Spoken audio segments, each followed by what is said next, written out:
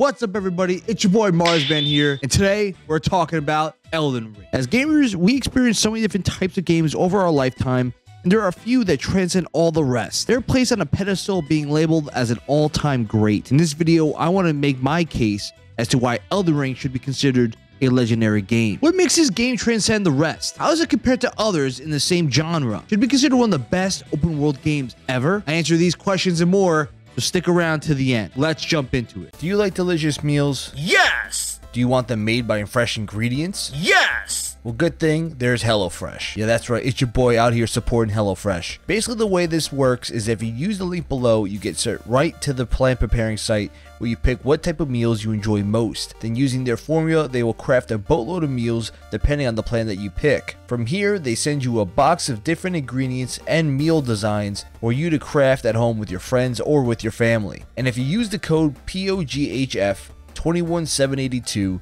you'll get 21 free meals plus free shipping. Not only will you live a healthier life with some delicious meals, you'll also be supporting your boy in his goal to expand the channel. Now get out there, soldier, and go get some of these free meals. Thank you, HelloFresh, for sponsoring this video. Now let's jump right back into the content. Elden Ring was released back in February of 2022, and before the game dropped, there was a lot of hype behind this game's release. I gotta say, when I first heard that From Software was working with George R.R. Martin, I gotta say, the first thing I thought was, this might be a bust. As much as I love Game of Thrones, Georgie's having difficulty finishing his renowned book series.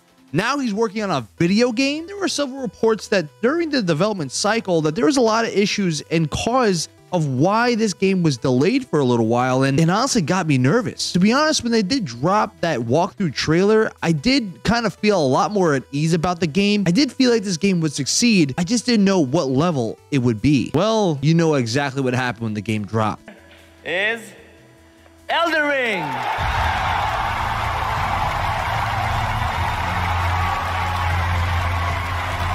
Elden Ring straight up took the gaming industry by storm. There were people out there that tried to create some BS claims and hot takes, trying to bring down Elden Ring and claiming that it was a quote-unquote bad hump of garbage. All that came crashing down at the Game Awards, winning Game of the Year for 2022 and surpassing The Last of Us Part 2 for the overall highest awarded game of all time within a 2-month span is pretty nuts. But with all that being said, it is important for us to analyze Elden Ring and discuss whether or not it should be considered a legendary title. In my analysis, I'll discuss the story, gameplay, customization, atmosphere, and impact of the game on the industry. One of the biggest places that Elden Ring receives the most criticism from is regarding the narrative. However, I feel like it's honestly one of its best aspects. From Software games always were known for creating a very rich and dense storylines mixed throughout the gameplay. Now, this for some can cause issues since a more traditional method of storytelling usually consists of more cutscenes and dialogue to explain the story in a more straightforward and linear path. Elden Ring doesn't really follow this method, and they'd rather you find out the story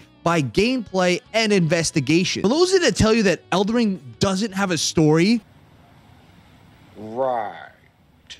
what? You are sadly mistaken. The amount of content creators and lore fanatics will tell you otherwise. The basic story of Elden Ring isn't too complicated, but at times you might get confused if you aren't really paying attention. It takes place in the lands between, which is pretty much a kingdom divided and war-torn completely. The land is filled with monsters, dragons, undead soldiers, and many dungeons. This area wasn't always like this, though. A long time ago, the realm was once beautiful and peaceful while under the leadership of God Queen Marika the Eternal and her children, the demigods. He was chosen as the protector of the Elden Ring, which was a magical object containing runes that keep the world at bay, that was located inside a giant golden mythical tree called the Tree. However, the Elden Ring was shattered into multiple runes after a clan of assassins had damaged the Elden Ring and killed one of Marika's children. Marika had broken the rest of the Elden Ring, and pieces of it were taken by each of her children. From here on out, the entirety of the lands between went into complete chaos since Marika had disappeared, and the demigods are now facing off in a massive civil war over who will be the next god and Elden Lord reigning over the land. This is what happens before you even start the game. You are playing as a soul that was rejected by the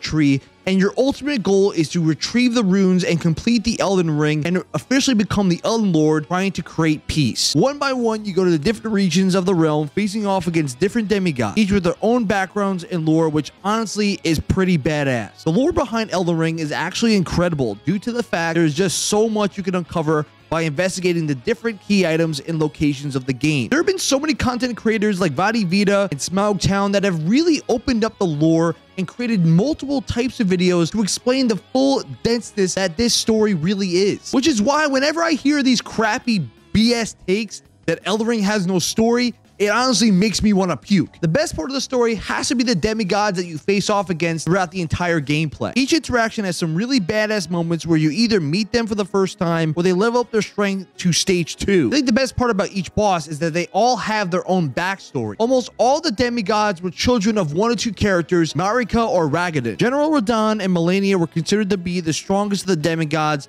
and before you face them in the game, they discuss the ultimate battle that had taken place in the opening cutscene. By the time you face the bosses in the game, most of them are not even at their full strength, so it gives you the idea that, damn, if I'm getting my cheeks clapped by these guys now, and they're not even at their full strength, I can't even imagine what they were before. This just shows you how much work and effort was put into the lore of the backstory of this game, and it just kind of confuses me when people don't unnecessarily understand that, yes, there's a story here. It's just hidden inside the gameplay. Cutscenes are just a small piece of what they have. Story should be considered legendary because it sticks with you for a long time. You can go through the basic story of the game and you'll feel satisfied with what they are trying to tell you. But if you invest the time to go deeper into the lore, then you'll really feel how in-depth and interesting the story of Elden Ring is. Like, you can literally get lost for hours investigating the story of this game. Even now, there are more lore elements being discovered by gamers, and the best part of it all is that there are chunks of the story that are up to interpretation, meaning that depending on your own perspective,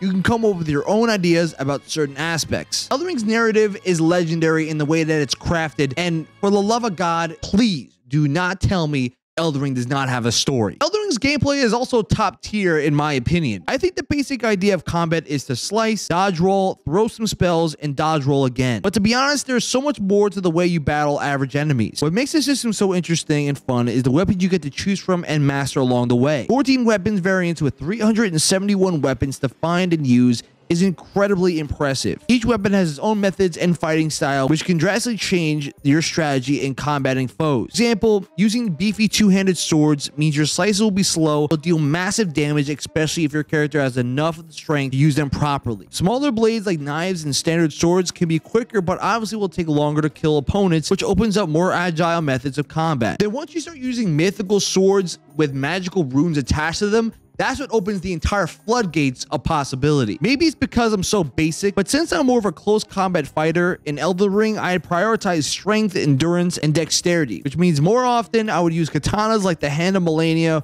which would have me fly into the air doing a 100-blade slice, which would devastate enemies. Or even the Rivers of Bloodblade, which basically would slice blood flames, which would greatly injure enemies when they hit them enough times. But what's really cool about this game is that there are so many different mythical weapons that you can use that it really creates a lot of player choice here. If you're looking to go down the more magic-based route, you have the Blasphemous Blade, which creates a wall of fire in any path. You have the Bolt of Grasnax, which turns you into Zeus throwing red bolts of lightning. The point of naming all of these weapons is to tell you that the gameplay of this game has so many different types of methods of variety that you can play any method you want and have any strat that you want to change up at any moment. This feels so much more open compared to any other open world game I've ever played before. One of the biggest criticisms that Elden Ring faces is that this may be too difficult for any new gamer that's being introduced to the franchise for the first time. From Software games have always been known for being difficult, whether it's Dark Souls, Demon Souls, Bloodborne, Sekiro, and Elden Ring.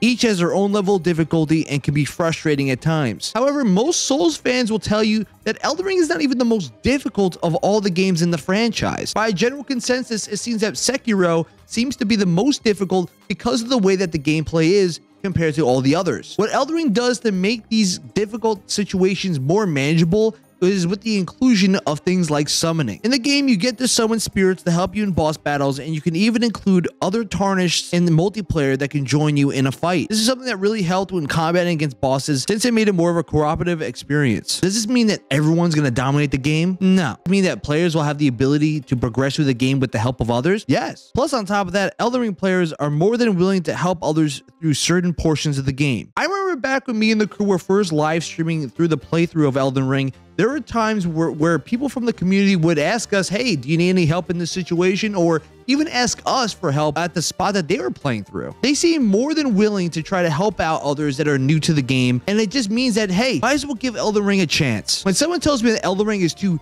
niche in this system of gameplay, I kind of get confused because I feel that Elden Ring has done more to make a variety of styles of play that I've seen ever in this type of genre before. I personally feel that games don't need to have you be able to fly at lightning speeds like Dragon Ball Z styles of movement for gameplay to be fun. Basic combat loop seems as simple in its design, but what makes the gameplay fun is the diverse possibilities you can take when engaging an enemy. Think about the different weapons, spells, tactics that you can have when facing off against a boss. Then add multiplayer. That means the number is just endless with the possibilities that you can do when going into a fight. Most open world RPGs follow in the basic concepts of using counters and dodges in its gameplay. Elden Ring not only has that component, but then it opens the floodgates of all the different types of methods that you can use when combating against opponents. That is its biggest strength. Along with the wide array of choice of weapons, Elden Ring also has a very diverse customization system. This is by far one of the most diverse I've ever seen in an open world game. When I first made a review of Elden Ring when it first was released, I had mentioned how once you boot up the game, you have so many options of how you want your build to be right out the gate. With a total of 10 classes, each with its own strengths and weaknesses, you get to pick a path you want your character to walk at the very beginning. You can choose between more direct combat classes like Vagabond, Warrior, Hero, and Samurai, which prioritize stats like strength, dexterity, and endurance, which all enhance movements and attack power. Or you can focus on more of a magic-based class like Astrologer, Prophet, and Confessor, which build up range attacks which help you learn spells early on. What's cool about this game is that even if you pick a specific build to start the game with, you can always change up your build by adding specific stats that can change your character out completely or even balance them out. I think what's cool is that you don't have to really follow one specific path the entirety of the game. You can kind of pick and choose how you want to play a game throughout the entirety of your playthrough. In my first playthrough, I chose Samurai. Yeah, I know, I'm pretty basic. But because of that, my endurance and speed and attack power were well more advanced compared to others, so I can dodge and slice through people like butter, but my magic skills were pretty crappy. And to be honest, when I was playing through Elden Ring, I was trying to channel my inner Sekiro to try to kind of mirror my gameplay of that game, and I did a pretty good job at it. Along with picking your builds, there's also the armor and look of your character. Before you even add armor, you can make your character look any way you want to. I've seen some outrageous stuff since the game was first released. People looking like Shrek, Jon Snow, even the Elden Lord himself, Bill Clinton. I think that RPGs give the gamer full control over their appearance, and the way they play is just such an overlooked feature in games. Once you start finding armors in the game, that's where the variety of the game comes full circle. There's a total of 559 armor pieces in the game, which means you have so much different combinations that give the player much more choice in what they want to show off in their playthrough. Each armor type gives buffs, so specific items which will obviously help in the specific builds and defenses of what you want to build on. What's so badass about the customization is that as you complete different missions and boss battles, you essentially can purchase items that look similar to those bosses. This means you can essentially rock armor that shows off which bosses you have beaten up until that point. My Chad-like character must rock the black armor that gives off the dragon killing vibe, since I was dragon hunting since the beginning of the game. Rarely have I seen any RPGs, let alone any game, show off this level of customization. I mean, if you want to go as outrageous as you can, go ahead. Want to become Bill Clinton and become the Elden Lord?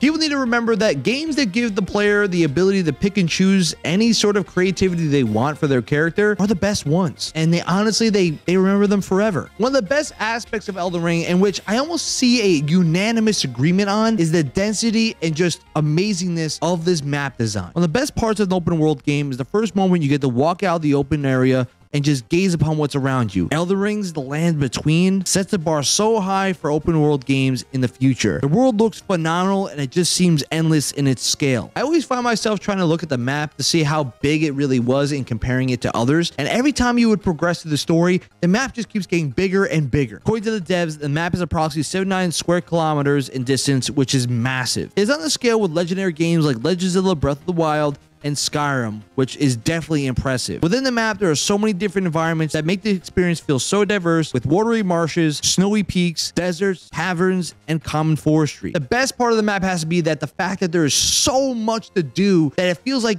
you're never bored. One of the biggest issues that open world games have the most difficulty with is creating a large map with enough activities to make the game feel whole. Finding the best combination between having a large map and enough activities to complete that make it feel fun throughout your entire experience. Games like Horizon Forbidden West, Far Cry, and Halo Infinite struggled with these types of problems. It seems like Elden Ring found the perfect combination of always having a story to tell and things to do throughout your entire exploration. Whether it's bosses that would just show up out of nowhere, like Randy Orton dropping RKOs, or even NPCs with side quests, there was always something I found in my walkthrough of the map. There were several times I would be traveling by some open area, then out of nowhere, the music starts getting intense and a dragon just drops in to square up against me. I would just be shocked because this would happen daily. It was almost a standard trend of mine to play with volume on so I could hear some possible ominous music playing in the background, because it would mean something is about to attack me and just murder me straight up. Not once have I ever heard someone try to make the claim that the map is too dull or there's nothing to do, because if I did hear that BS claim, I honestly not sure if I would laugh or just want to pick a fight with the guy, because you're telling me that this map is dull? This is what devs should strive to have their maps be like: exploration and always have something to do. One thing I feel that a lot of people look past in Elden Ring is the entirety of its soundtrack that really amplifies the situation. Obviously, we have to give respect to Tsukasa Saito for delivering the epic tracks for this title. People have to understand how important music is to the reception of a game. If the music does not land on the intended goal of the game's mood, then it could ruin some really dope moments. Elden Ring does a great job of magnifying every section that lands between, with a track for each area as well as for every boss battle and encounter. The boss fights in this game were already epic, but then once all of a sudden you drop some music to just amplify that situation, ooh, then that's just bliss. If you don't believe me, let's take a look at an example. Let's have a really dope moment with some horrible tracks to go along with it.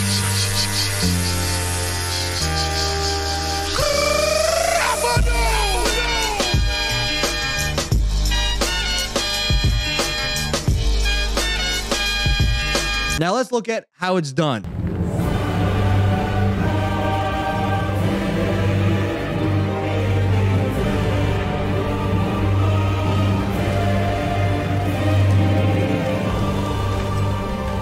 The scarlet moon flowers once more.